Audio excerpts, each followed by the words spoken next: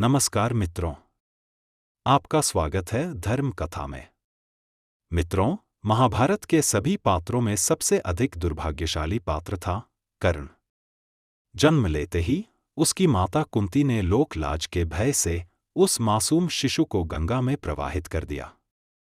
उसका पालन पोषण एक रथ हाँकने वाले सूत ने किया, और यही बन गया कर्ण के जीवन का सबसे बड़ा दुर्भाग्य। लोग उसे पूरे जीवन भर सूतपुत्र कहकर तिरस्कृत करते रहे। अब बात आती है शस्त्र विद्या की। उस समय समाज भी बहुत कठोर था। गुरुजन भी जाति और कुल के आधार पर भेदभाव करते थे। कर्ण ने भी शिक्षा पाने के लिए परशुराम से झूठ बोला कि वह एक ब्राह्मण है। कर्ण ने तनमन से सेवा की। एक दिन गुरु परशुराम उसकी जांघ पर सिर रखकर सो गए। उसी समय किसी कीड़े ने कर्ण की जांघ काट ली। रक्त बह रहा था, पीड़ा असहनीय थी। लेकिन कर्ण टस से मस न हुआ ताकि गुरु की नींद न टूटे। जब गुरु की आंख खुली और उन्होंने खून देखा, तब सच्चाई जानकर बोले, तू ब्राह्मण नहीं हो सकता, तू क्षत्रिय है। और फिर दिया कर्ण को एक भयानक शाप। जब तुझे इस शिक्षा की सबसे ज्यादा जरूरत होगी, तब यह काम नहीं आएगी। सोचिए मित्रों, एक मासूम झूठ के लिए इतना कठोर दंड।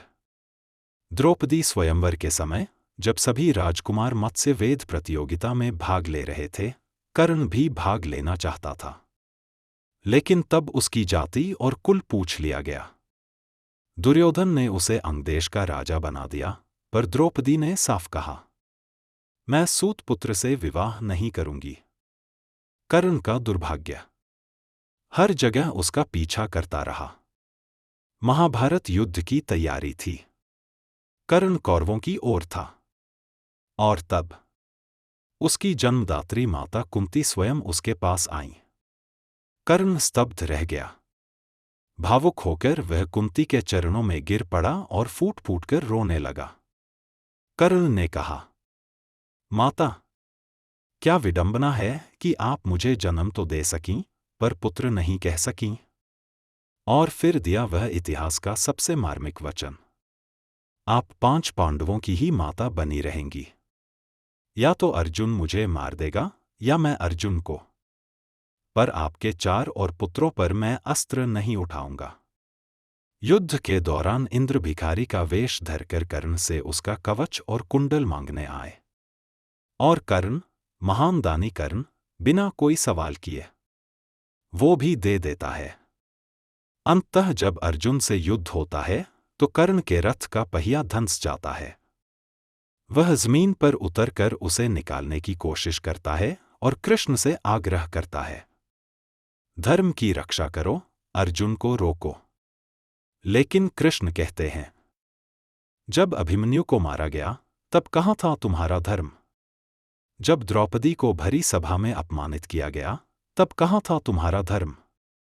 कर्ण अकेला पड़ गया। और अंत में जब वह भूमि पर गिर पड़ा, तब भी एक ब्राह्मण उसके पास दान मांगने आया। और कर्ण ने अपना सोने का दांत तोड़कर दान में दे दिया। वह ब्राह्मण कोई और नहीं, स्वयं श्री कृष्ण थे। कृष्ण प्रकट हुए और बोले, कर्ण, तुम्हारे जैसा वीर और दानी इस पृथ्वी पर कोई नहीं है। तुम्हारा कल्याण हो। मित्रों, कर्ण के जीवन की यह कथा जितनी मार्मिक है, उतनी ही प्रेरणादायक भी। यदि आपको यह प्रसंग अच्छा लगा हो, तो कृपया वीडियो को लाइक करें, शेयर करें और हमारे चैनल धर्म कथा को सब्सक्राइब करना न भूलें। धन्यवाद।